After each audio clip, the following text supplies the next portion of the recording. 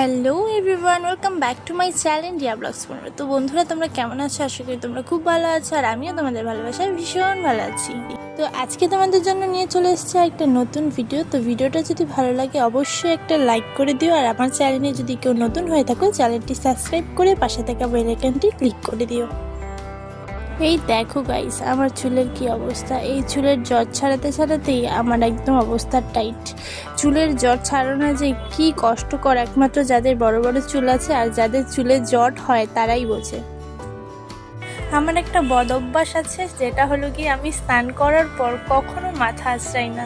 Shampoo দিয়েই হোক বা এমনিই হোক, স্নান করার পর চুল শুকিয়ে একটা বড় খোপা করে রেখে দিই। কখনো আর চিরুনি দিয়ে যে মাথার জটগুলো ছাড়াবো সেইগুলোর আর ইচ্ছা হয় না, আমি এতটাই অলস। এর ফলে কি হয়, 2-3 দিনের জট একবারে হয়ে যায়, আর যখন সেই জটটা আমি ছাড়াতে যাই এক গাদা করে চুল ছেড়ে পড়ে যায়। জানো, এভাবেই আমি টাকলা হয়ে গেলাম।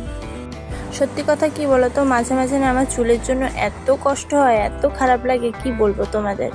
আমার ছোটোবেলায় মাথায় এত চুল ছিল, ছোটোবেলায় বললে ভুল হবে, 2 বছর আগেও মাথায় এত চুল ছিল, এত গোছ ছিল, আমি মাঝখান থেকে কেটে কেটে চুল ফেলে দিতাম।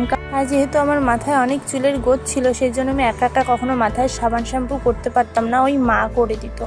আর আমার না ছোটো থেকেই লং হেয়ার, তো সেই জন্য জটও হতো। সেই জন্য আমি কি করতাম, মানে এতটাই পাজি ছিলাম আমি ছোটোবেলায়, ওই মাঝখান থেকে চুল কেটে কেটে ফেলে দিতাম। আর যখন মা দেখতো তখন এত বকা দিত, কিছু করার নেই, তখন তো কেটেই ফেলেছি, তখন বকা খেতেই হতো। আর এখন সেই চুল 4 ভাগের 1 ভাগও নেই। বলো, খারাপ লাগে না? খুব কষ্ট হয় জানো। আমি যখন প্রাইমারি স্কুলে পড়তাম তখন মা কী করতো, দুপাশে দুটো মোটা মোটা বেনুনি করে দিত, ফিতা দিয়ে বেঁধে দিত। ওই ফিতা দিয়ে বেঁধে স্কুলে যেতাম। তখন আমার এক পাশে যতগুলো চুল ছিল, আজকে আমার সারা মাথা জুড়ে অতগুলো চুল হবে না। সত্যি খুব খারাপ লাগে যখন মনে পড়ে ছোটোবেলার কথা।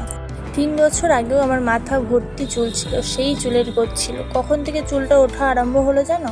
ওই যে আমার করোনা হলো, 7 দিনের জন্য কোয়ারেন্টিনে চলে গেলাম, তারপর থেকে এত মেডিসিন খেয়েছি, এত ইঞ্জেকশন পড়েছে, সেই জন্য যে চুল ওঠা শুরু হলো, ওই সাইড এফেক্ট হলো, এই আস্তে আস্তে পুরো টাক পড়ে গেল মাথায়।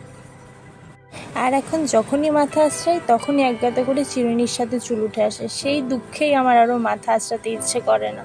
তো যাই হোক, তোমাদের ওদিকে ঝড় কেমন হলো, ঝড়ে কার কেমন ক্ষতি হয়েছে অবশ্যই আমাকে কমেন্টে বলো। আর আমাদের দিকে তেমন কোনো ঝড় হয়নি, শুধু বৃষ্টি হয়েছে, মুষলধারে বৃষ্টি আর হালকা হাওয়া, কোনো ক্ষতি হয়নি। তবে এই বৃষ্টিটার খুব দরকার ছিল, কারণ কিছুদিন যাবৎ এত গরম পড়েছিল, আমরা বৃষ্টিটাই চাইছিলাম। তো বন্ধুরা, আজকের ভিডিওটা এইটুকুনিই ছিল। দেখা হচ্ছে কোনো ভালো একটা ব্লগে। আর ভিডিওটা যদি ভালো লাগে অবশ্যই একটা লাইক করে দিও। ভালো থেকো, সুস্থ থেকো, টাটা বাই।